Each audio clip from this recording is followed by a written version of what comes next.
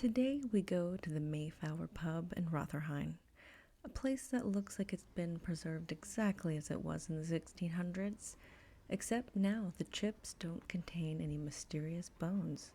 This pub claims to be the very spot where the Mayflower set off in 1620. For Americans, this is sacred ground. For Brits, it's just a place you accidentally wander into when you're trying to find an overground station. The original pub was called The Ship, a name that shows you just how committed 17th century people were to creativity. Presumably next door, the pub was called The Table, and around the road, The Chair.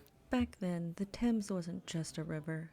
It was basically like the M25, but wetter and somehow still less stressful.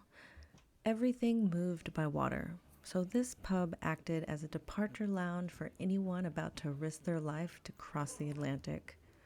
Today, our idea of risking our life is ordering chicken from a petrol station. Christopher Jones, the captain of the Mayflower, lived just behind this pub.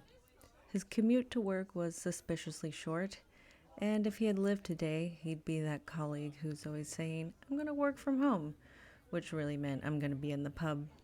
From this very spot, Jones and a group of religious dissenters set off to America. These were the pilgrims, people who crossed an entire ocean in search of religious freedom, which they immediately used to stop other people from doing things they didn't like, such as dancing, swearing, and probably smiling. Back then, they weren't actually called pilgrims yet. That name came later when historians decided grumpy separatist colonists didn't really look that great on a tea towel. The journey was grim. Storms, seasickness, lack of food, and the world's smallest toilet situation, which doubled as a bucket and tripled as a health hazard. Imagine being trapped on a boat for 66 days with 100 people who smell like wet wool and a touch of fear. It's a true miracle that the Mayflower ever made it at all and never threw anybody off that we know of. When the ship returned to England, it came right back here, to the pub. Jones died not long after. The Mayflower herself was eventually dismantled and properly turned into useful furniture. There's a chance that someone in Britain still has a bedside table made from one of the most important ships in American history, and they're likely using it to just hold a box of tissue and a mug of tea. Now, the pub you see today is unfortunately not the original one. That one burnt down because in the 1800s, everything did.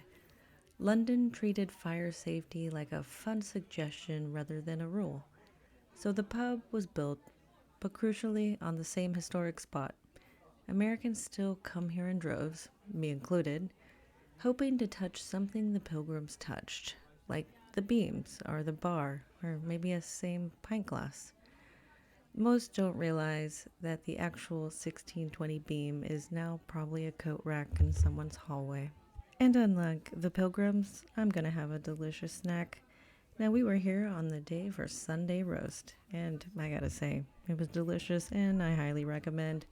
Definitely better than what was on the actual Mayflower ship. The one thing this pub does still have is the only U.S. postal license outside of America, which means you can send letters to the United States directly from this pub. Imagine that, a place where people could be prepared for a deadly voyage across the ocean is now being used to mail birthday cards to Florida. And you can actually buy U.S. stamps here as well. The Mayflower Pub.